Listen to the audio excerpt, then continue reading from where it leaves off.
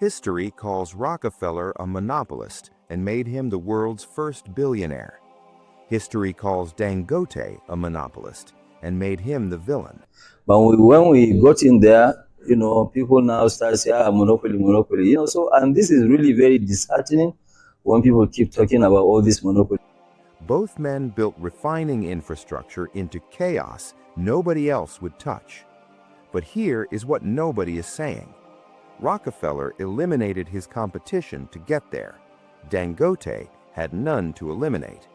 One man cleared the room, the other walked into an empty one. That is not the same crime. That is not even the same story. Before you call someone a monopolist, establish what a monopoly actually looks like. In 1870, Standard Oil controlled 4% of American petroleum. By 1880, that hit 85%. From 1879 to 1999, 2 full decades, Rockefeller held 90% of American refining capacity. And he did not get there by simply building better.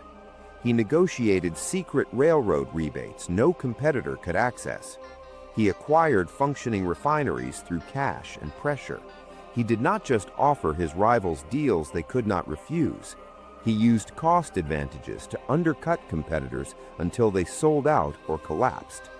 That is predatory monopoly, the active, systematic elimination of a functioning competitive market.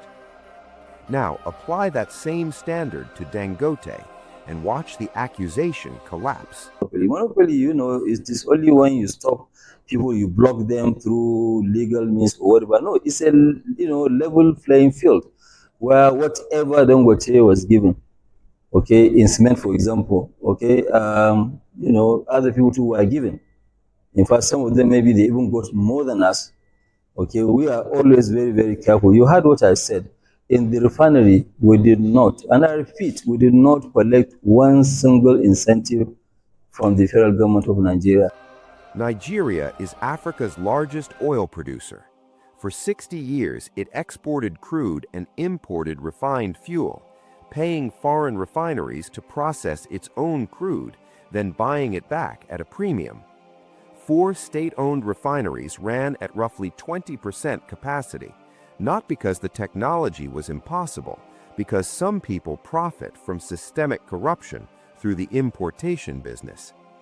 Think of it like a hospital that keeps billing for surgery but never operates. The dysfunction was not a failure, it was the product. It kept the import cartel alive, and the political rent extractors paid. Into this, Dangote built the largest single-train refinery on Earth. There were no functioning domestic refiners to acquire, no competitive market to consolidate, no rivals to pressure. What we are doing, like what our group vice president, Mr. Aliko, mentioned, is that we said that, yes, we are always the first mover. We always move first, then other people will follow. The space he entered was not a crowded room he cleared. It was a room kept structurally empty by the people profiting from its emptiness. Rockefeller eliminated competitors to achieve dominance. Dangote had no competitors to eliminate. That distinction is the difference between a predatory monopolist and a first mover. Before Dangote came online, NNPC held a complete monopoly on Nigeria's downstream sector for 60 years. It owned all refineries, controlled all import licenses, set all prices. They were the sole gatekeeper of fuel supply for 200 million people. Nobody called it a problem loud enough to force regulatory action.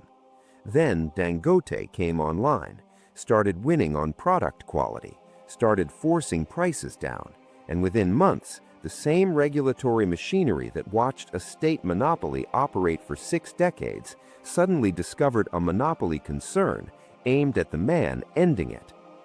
When diesel from Dangote's refinery was tested before federal lawmakers, it registered 87.6 parts per million sulfur content.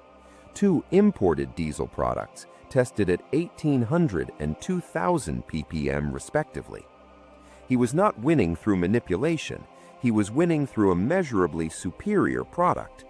The monopoly accusation was not a regulatory concern, it was a defensive weapon fired by incumbents whose entire business model depended on the dysfunction Dangote was replacing. Even if you ignore method entirely and only examine market structure, the monopoly concern still collapses. As of mid-2025, Nigeria had 9 operational refineries with a combined capacity approaching 975,000 barrels per day.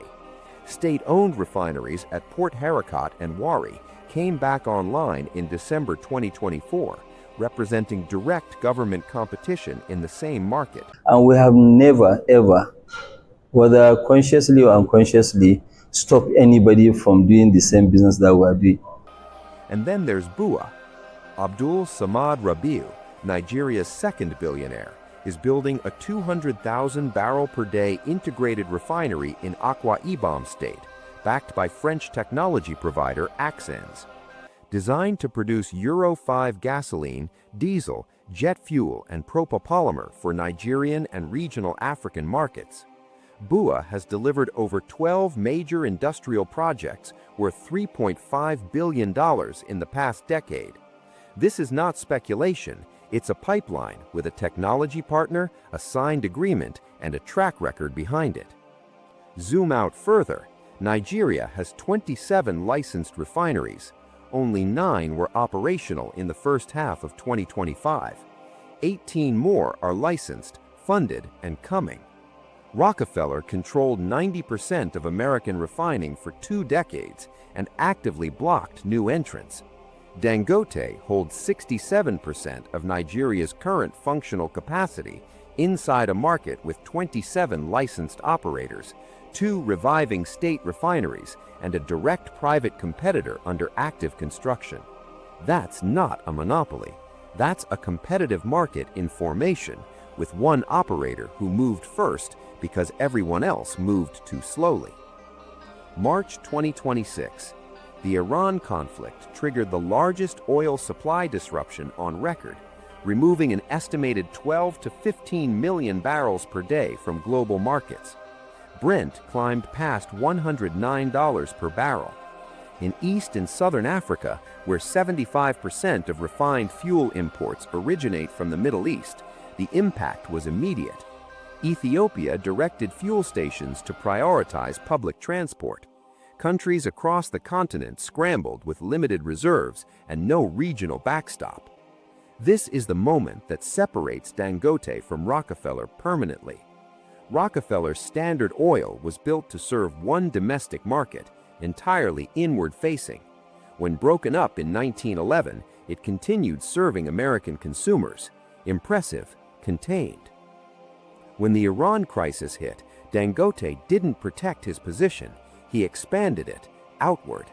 Nigeria's clean petroleum exports surged to 214,000 barrels per day in March, more than double February's average. Shipments to other African countries climbed from 38,000 to 90,000 barrels per day. 17 cargoes of gasoline shipped to nations across West, Central, and East Africa. South Africa began seeking a 12-month supply contract. Ghana and Kenya followed. Then the dimension nobody is covering adequately. The Dangote complex produces 3 million metric tons of urea fertilizer annually. As the Iran crisis tightened global supply chains, he redirected urea exports towards African markets facing acute shortages. Fertilizer shortages don't just raise farming costs, they reduce crop yields, raise food prices, and in the most fragile economies, trigger social instability.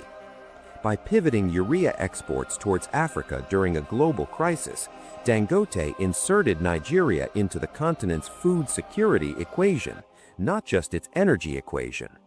Dangote said it plainly, "What I can do is assure Nigerians and most of West Africa, Central Africa, and East Africa we have the capacity to supply them." A monopolist hoards market position. A continental infrastructure anchor absorbs a geopolitical shock and feeds a continent. Those are not the same thing. Rockefeller spent decades engineering dominance through the elimination of a functioning competitive market. His monopoly was constructed, deliberate, predatory. He locked the door behind him. Dangote built into a vacuum. He didn't acquire rivals, there were none. He didn't undercut competitors into bankruptcy. Domestic refining had no functioning competitors. He didn't block new entrants. 27 operators are licensed, and a direct 200,000 barrel per day competitor is rising next to him. That's not a monopoly. That's a competitive market in formation, with one operator who moved first because everyone else moved too slowly. And when 15% of global oil supply vanished overnight, Dangote's refinery didn't protect its position. It doubled exports, supplied 17 nations, and stepped into the food security equation of an entire continent. Rockefeller built an empire. Dangote built infrastructure. The difference is not scale. The difference is what the infrastructure does when the world breaks. History will call Rockefeller the architect of American oil dominance. It will call Dangote something more consequential, the man who gave Africa a refinery when it needed it most. And nobody filling their tank in Lagos, Accra, or Nairobi during the Iran crisis called that a monopoly.